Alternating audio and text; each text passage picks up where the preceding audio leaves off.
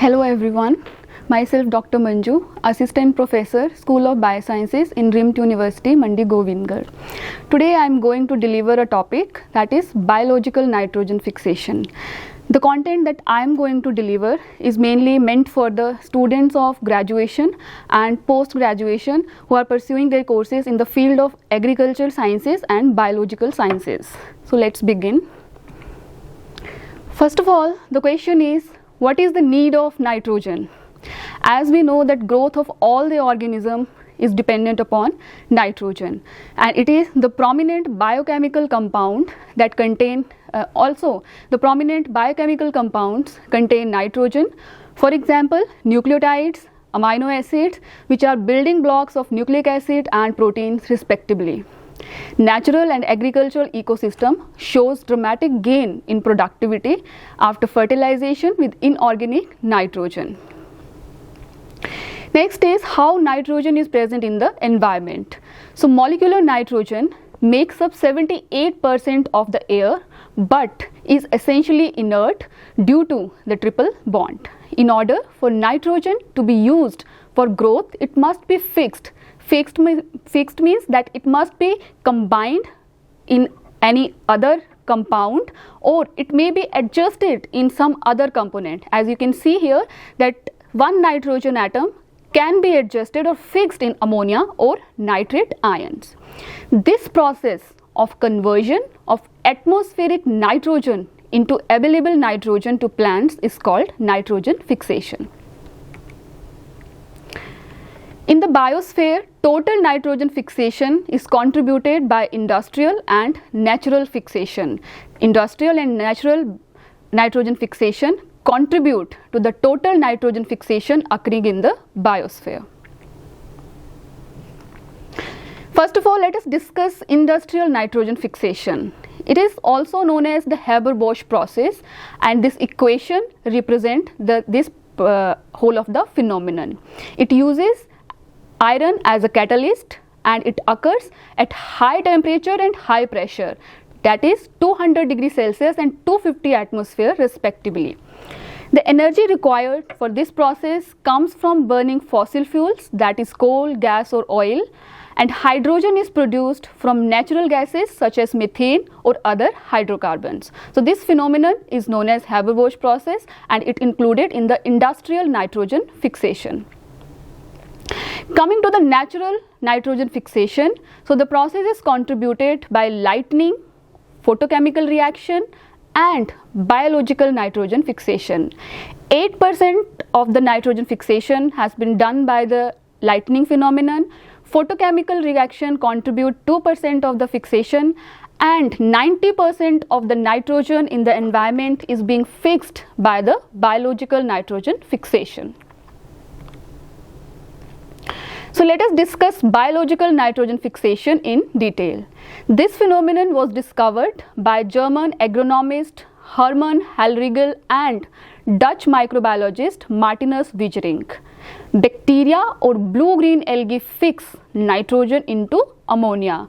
So thereby, as biological organisms, that is bacteria and blue-green algae are involved, that's why the name biological nitrogen fixation, and this equation represent the whole of the biological nitrogen fixation phenomenon. As you can see, nitrogen, 2 molecules of nitrogen combined with 8 electron, 8 proton and 16 ATP molecules are required for this phenomenon, and the phenomenon is being catalyzed by the enzyme nitrogenase.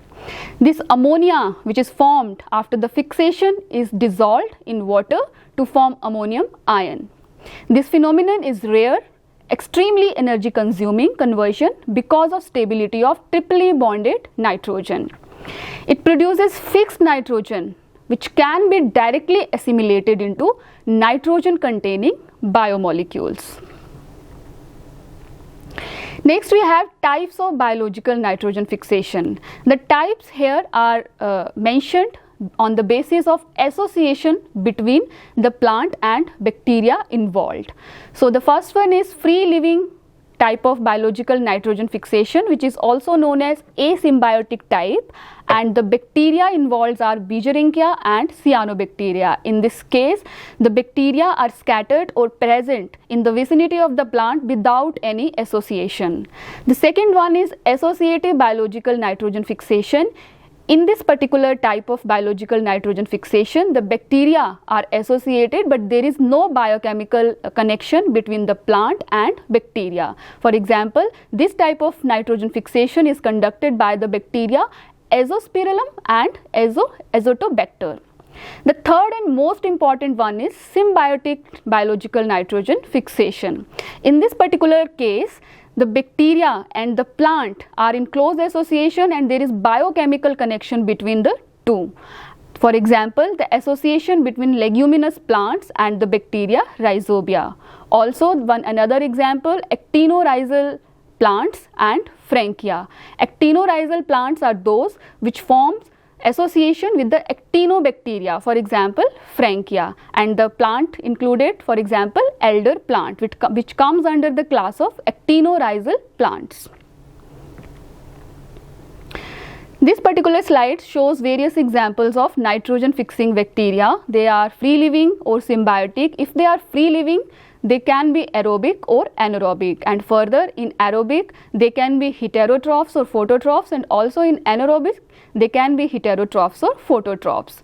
In case of symbiotic, the association can be between leguminous plants such as soybean, clover, locust, and in case of non-leguminous plants, in case of leguminous, the association can be in leguminous plants and bacteria, Rhizobium or Bradyrhizobium, and in case of non-leguminous plant, the association can be between non-leguminous plant and bacteria Actinomycetes of the genus Frankia. Coming to the ecology of nitrogen fixing bacteria, so the system of nitrogen fixation bacteria, as we have discussed, that involve three types: symbiosis, association and free living. So what is the mutual benefit to each in each case?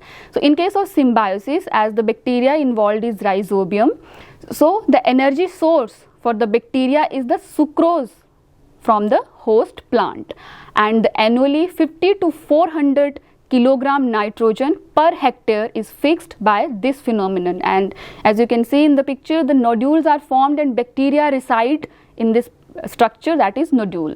In case of association, for example Azospirillum, root exudates are the main source of the energy for the bacteria. Root exudates from the plant.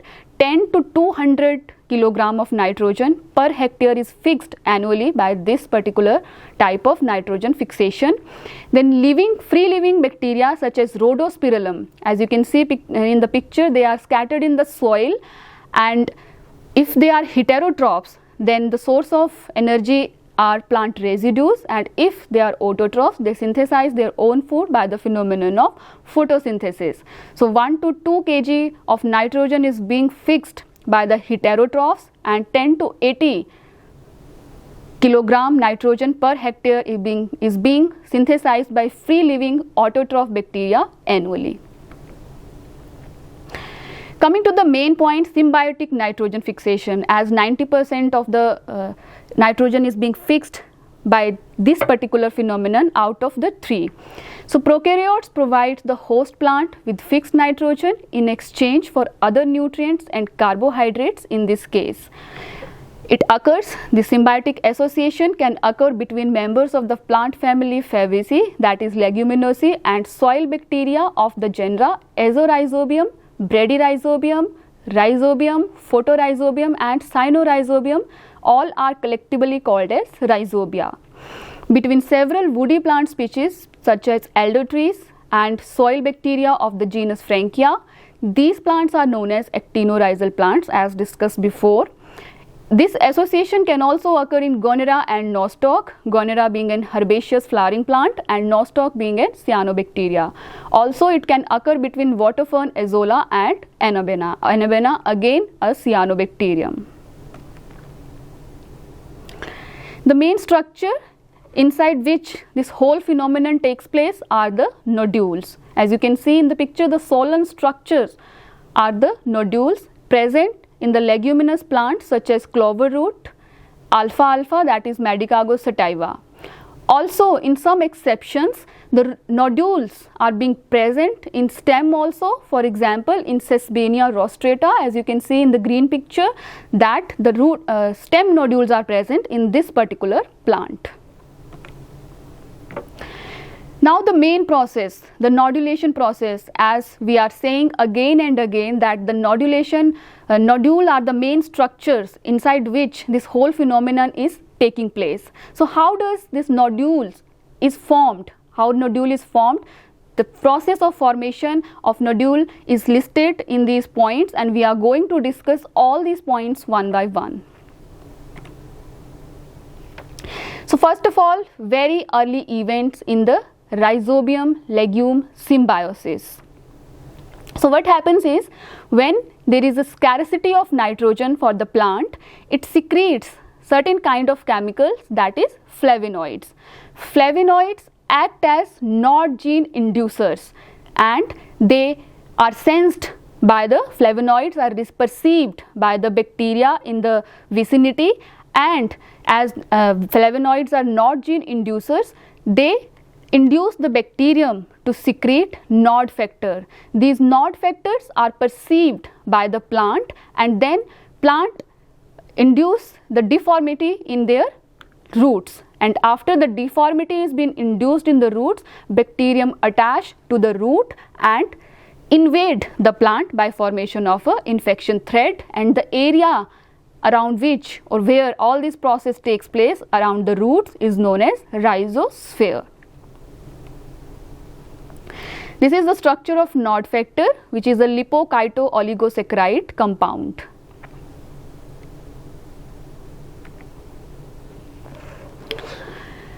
Next is attachment and infection. So as we have discussed that rhizobium receive flavonoids secreted by the plant when there is scarcity of nitrogen, and rhizobium in another way secrete Nod factors or activate Nod factor which are being perceived by the plant.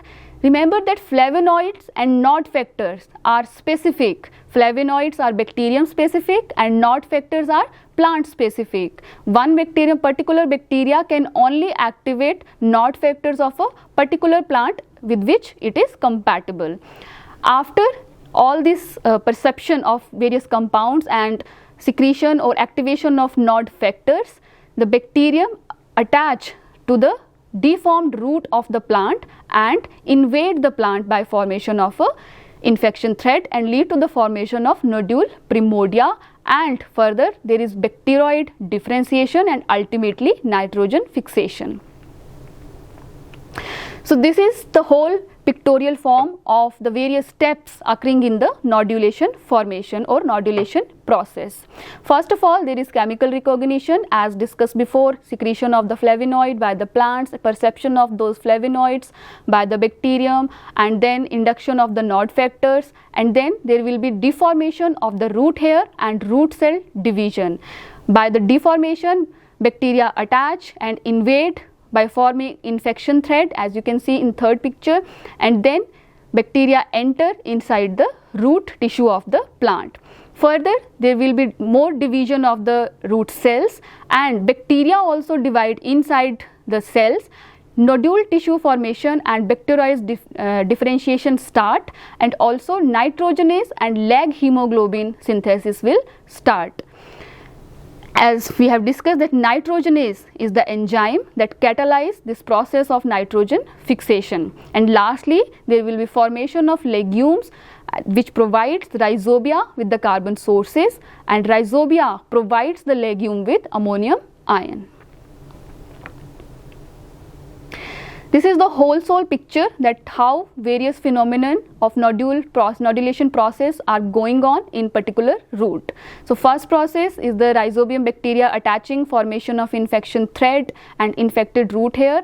Then there will be dividing cortex, root cortex cells and formation of bacteroid, and the third picture shows developing root nodule and bacteroid, and finally there is complete nodulation formation and bacteroid are there inside the root nodule. Next is nitrogenase complex, the enzyme which is involved in the catalysis of this particular phenomenon. So biological nitrogen fixation is carried out by a highly conserved complex of proteins called as nitrogenase complex, which is mainly consist of two important proteins, that is iron protein, which is known as dinitrogenase reductase, molybdenum iron protein, which is known as dinitrogenase. The structure being concerned, the dinitrogenase reductase is a dimer of two identical subunits. It contains a single 4Fe4S redox center which is bound between the subunits. This can be oxidized and reduced by one electron. Also, it has two binding sites for ATP or ADP. On the other hand, dinitrogenase is a tetramer with two copies of two different subunits, and it contains both iron and molybdenum. The action of nitrogenase enzyme: for reducing nitrogen into ammonia, nitrogenase require 8 electrons. At first, dinitrogenase is reduced by transferring of electrons to dinitrogenase reductase. Dinitrogenase has a two binding sites of reductase. The 8 electrons are transferred from reductase to dinitrogenase one at a time. Reduced reductase bind to dinitrogenase and transfer single electron, oxidized form dissociates in repeating cycle. Each cycle requires the hydrolysis of ATP molecule by dinitrogenase reductase. Immediate source of electrons to reduce reductase is reduced ferredoxin, and the ultimate source of electrons to reduce ferredoxin is pyruvate. This picture shows how the nitrogenase complex is being arranged. You can see the dinitrogenase reductase, the blue one shows the oxidized form, and the yellow one in the center you can see is the reduced form of dinitrogenase reductase, and attached to this are dinitrogenase units, which are the yellow one are reduced and the purple one is oxidized. So the ferredoxin, 8 ferredoxin molecules donate 8 electron to this dinitrogenase reductase. Further, dinitrogenase reductase passes its electron to the dinitrogenase and ultimately reduce the nitrogen and hydrogen atoms, forming ammonia or ammonium ion. And in this process 16 ATP molecules are required, which is being hydrolyzed in the dinitrogenase reductase unit when it is reduced. The next is nitrogen cycle, how nitrogen is being acquired from the environment, fixed into various forms. So as you can see, nitrogen in the atmosphere is being harvested by plants as well as the nitrogen fixing soil bacteria. In plants, nitrogen fixing bacteria harvest this particular environmental nitrogen, and then it is being converted into ammonium. Also, ammonium ion can be formed by the plants, which are dead and decayed material of the plant, and also the fecal matter of the animals which consume that particular plant is also decomposed by anaerobic and aerobic bacteria and fungi. The phenomenon is known as ammonification, the formation of ammonium ion. This ammonium is further converted into nitrites by some nitrifying bacteria. The phenomenon is known as nitrification. Nitrites are then converted into nitrates, and this nitrate is the ultimate source of assimilation of nitrogen by the plants. This nitrate form can also be converted back to the atmospheric nitrogen by certain denitrifying bacteria.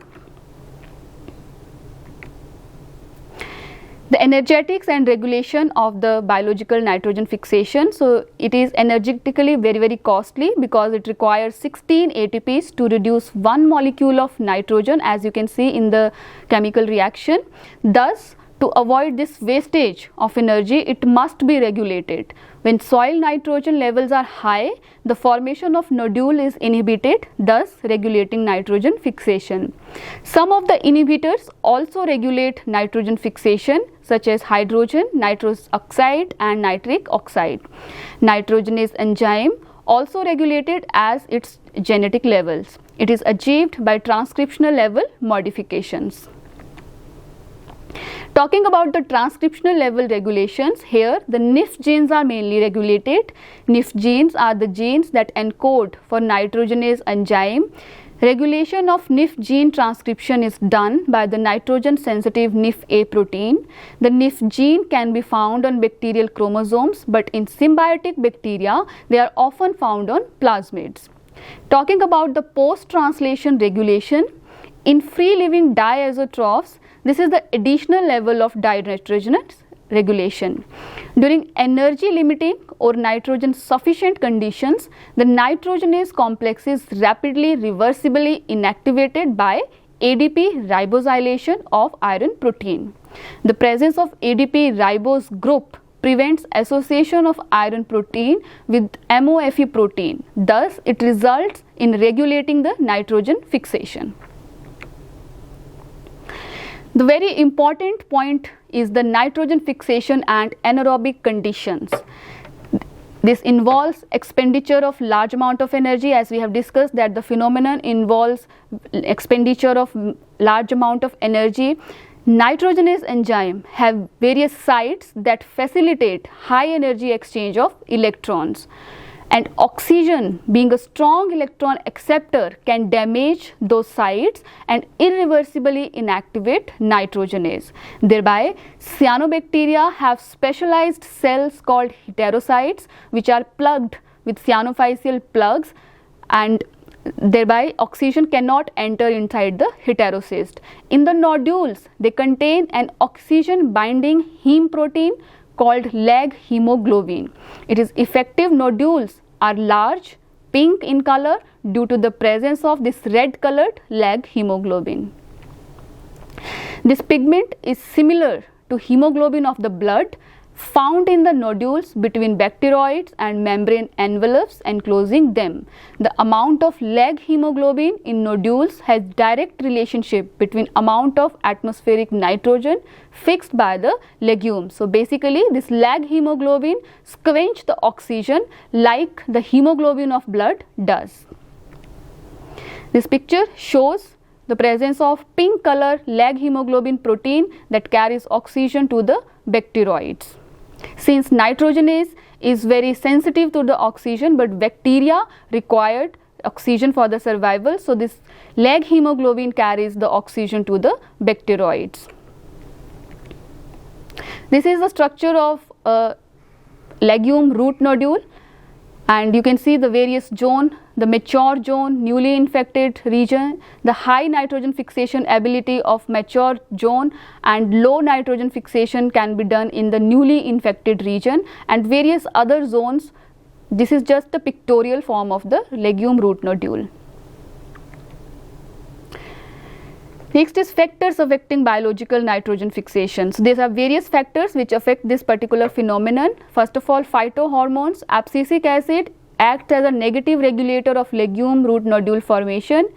Ethylene also acts as a negative regulator of nodulation, influencing the earliest stages from the perception of nod factor to the growth of the infection threads.